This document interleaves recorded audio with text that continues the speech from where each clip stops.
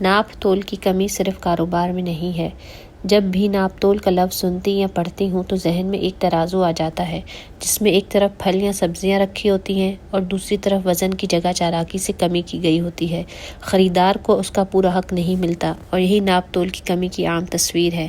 لیکن جب سے سورۃ الشعراء کی یہ آیت پڑھی ہے، ناپ پورا دو اور نقصان دینے والوں میں سے نہ بنو، تو اس لفظ کا مفہوم دل میں کہیں گہرا اتر گیا ہے۔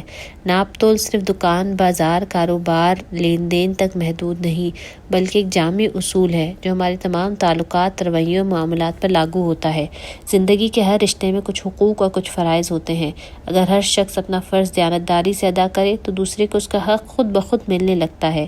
ہمارا دین ہمیں یہی سکھاتا ہے کہ ہم دوسروں کو ان کا حق پورا دیں، نہ رویے میں کمی ہو، نہ عمل میں، نہ وقت میں، نہ توجہ میں۔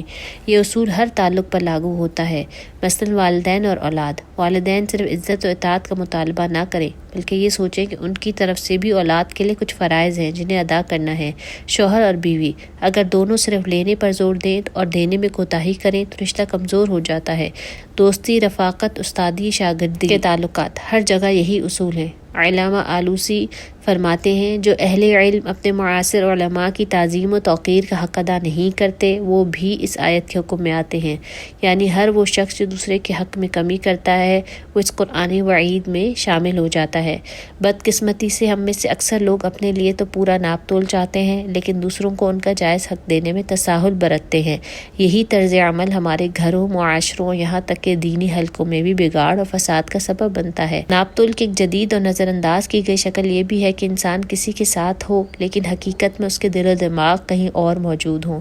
کسی عزیز سے ملاقات ہو رہی ہو، بچہ ساتھ بیٹھا ہو، یا شوہر اور بیوی کی گفتگو ہو لیکن ہاتھ میں فون ہو، نظریں اسکرین پر، توجہ ادھوری۔ اس طرح نہ صرف وقت کا حق مارا جاتا ہے بلکہ رشتوں کی قدر بھی کم ہو جاتی ہے۔ لہٰذا ضروری ہے کہ ہر تعلق کے لیے وقت و توجہ باقاعدہ طور پر مختص کی جائے، ہر ڈسٹریکشن سے بچا جائے، خاص طور پر ڈیجیٹل مشغولیات جیسے فون یا ای میل۔ کمی کا آغاز دل سے ہوتا ہے۔ جب نیت میں کمی آتی ہے تو ناپ تول میں کمی بھی آتی ہے۔ آج ہمیں اس آیت کی روشنی میں اپنے ہر رشتے، ہر کردار اور ہر رویے کو پرکھنے کی ضرورت ہے۔ کیا ہم کسی کا حق تو نہیں مار رہے؟ کیا ہمارے ناپ تول میں کمی تو نہیں؟ اللہ سبحانہ تعالی ہمیں ناپ تول کی کمی کرنے سے بچنے کی توفیق دے، آمین۔ یہ سبق معین القرآن 39 سے ماخوذ ہے۔